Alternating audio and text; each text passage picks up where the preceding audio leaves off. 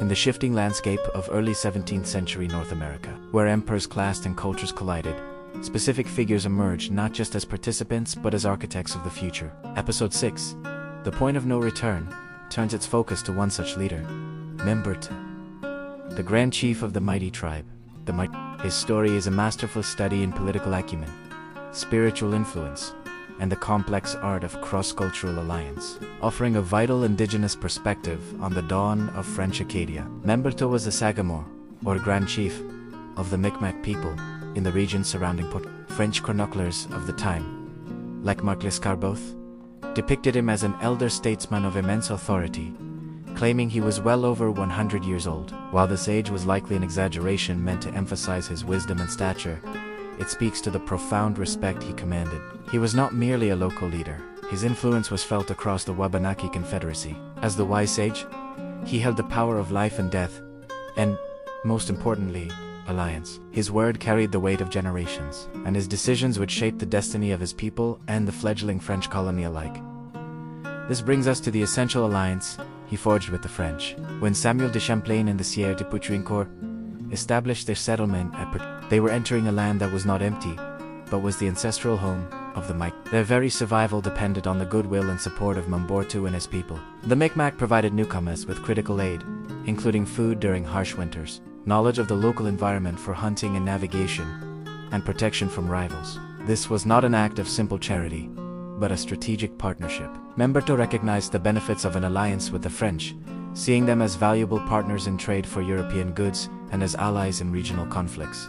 His relationship with French leaders was the cornerstone of Acadia's early success, a delicate balance of mutual interests and dependency. However, the most pivotal moment in this alliance, and perhaps in Membertou's life, came on June 24, 1610. On that day, he, along with members of his family, was baptized into the Catholic faith by the priest Jesuit, taking the Christian name Henry in honor of the French king, Henry IV. This was a monumental event, meticulously orchestrated for maximum diplomatic impact. For the French, it was a triumphia first baptism of a significant indigenous leader, which they hoped would trigger a wave of conversions and solidify their moral claim to the territory. They celebrated it as a spiritual victory and a powerful symbol of their colonial mission. For Membertou, the conversion was a masterstroke of political strategy.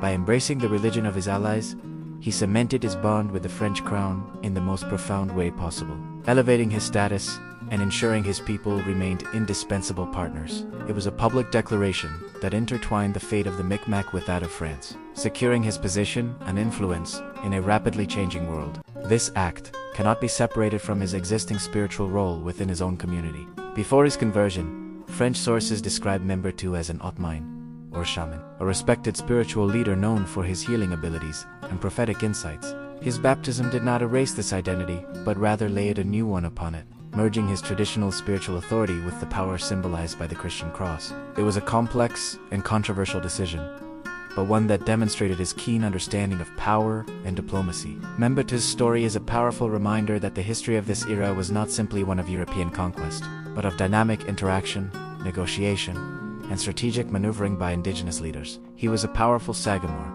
a shrewd diplomat, and a spiritual figure who navigated the treacherous waters of cultural encounter with remarkable skill. His life and decisions profoundly shaped the course of history in Acadia, leaving a legacy that continues to resonate centuries later. He was a chief, a convert, and a kingmaker in his own right, a central figure in the complex saga of this new world. Please like and subscribe for more videos like this in that remarkable early French-Canadian era.